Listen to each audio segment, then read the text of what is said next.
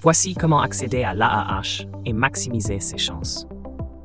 Les aides financières représentent un soutien précieux pour de nombreux foyers en France. La Caisse d'allocation familiale (CAF) et la Mutualité sociale agricole (MSA) jouent un rôle clé en fournissant divers dispositifs d'assistance. Cette vidéo présente les différentes formes d'aide disponibles et offre des conseils pratiques pour maximiser les chances d'en bénéficier. Augmentation notable des bénéficiaires de l'AAH en 2023.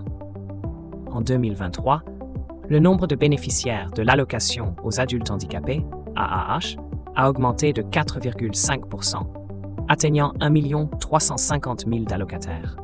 Cette hausse dépasse celle de l'année précédente, qui était de 3,4%.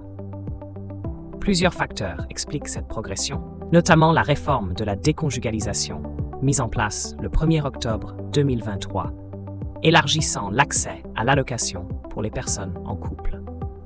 L'assouplissement des critères d'éligibilité et une meilleure information ont également contribué à cette croissance, soulignant l'importance croissante du soutien aux personnes handicapées en France.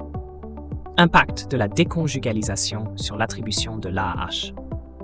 La réforme de la déconjugalisation a marqué un tournant pour les bénéficiaires de l'AAH. En supprimant la prise en compte des revenus du conjoint dans le calcul des ressources, elle a permis à 22 300 couples d'accéder à cette aide. Parmi ces nouveaux allocataires, 9 600 présentent un taux d'incapacité supérieur ou égal à 80%. Cette mesure vise à renforcer l'autonomie financière des personnes handicapées et pourrait potentiellement bénéficier à environ 160 000 individus, avec un gain moyen estimé à 300 € par mois. Ces changements représentent une avancée significative vers une meilleure inclusion sociale.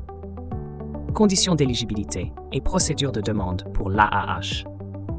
Pour bénéficier de l'AAH, plusieurs critères doivent être remplis. Les candidats doivent présenter un taux d'incapacité d'au moins 80% ou entre 50% et 79% avec une restriction substantielle à l'emploi.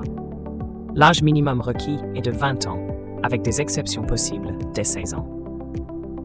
Une résidence stable en France est nécessaire, ainsi qu'un respect du plafond de ressources. Comme cité précédemment, les revenus du conjoint ne sont plus pris en compte pour les nouveaux bénéficiaires. La demande se fait auprès de la Maison départementale personnes handicapées, MDPH, avec des documents tels qu'un certificat médical, une pièce d'identité, un justificatif de domicile et les derniers avis d'imposition.